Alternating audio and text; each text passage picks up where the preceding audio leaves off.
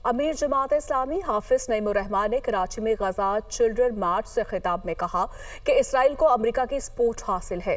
गजा के बच्चे तनहा नहीं हैं। डोनाल्ड ट्रंप और नेतन्याहू को पैगाम है, हम गजा के बच्चों को नहीं भूलेंगे। अमरीकी सदर इसराइल के साथ मिलकर इस्लामी ममालिक पर बमबारी करवाता है। अमरीकी सदर को नोबेल इनाम देने की रविश तब्दील करनी चाहिए। कतर पर इसराइली हमले ने सबकी आंखें खोल दी।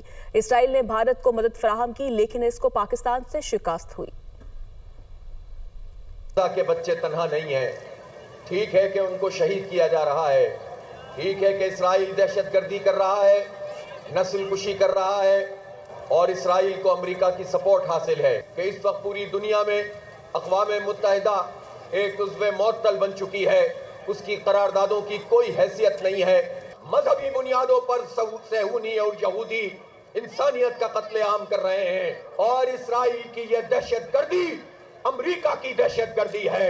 अमेरिकी सदर जितने हैं वो सब इंसानियत को कत्ल करने वाले हैं। हमारे बच्चों के कत्लेआम के लिए उसको नोबेल इनाम के लिए नामजद करने वालों को भी हम डोनाल्ड ट्रंप के बराबर में खड़ा हुआ देखते हैं। अमेरिका, इसकी दोस्ती और दुश्मनी दोनों तबाहकुन है। उसने कतर की हुदूद में जो हमला किया डोनाल्ड ट्रंप को बताकर किया और डोनाल्ड ट्रंप बराबर का शरीक है। दूसरी तरफ इसराइल के साथ मिलकर हमारे मुल्कों पर बमबारी करवाता है।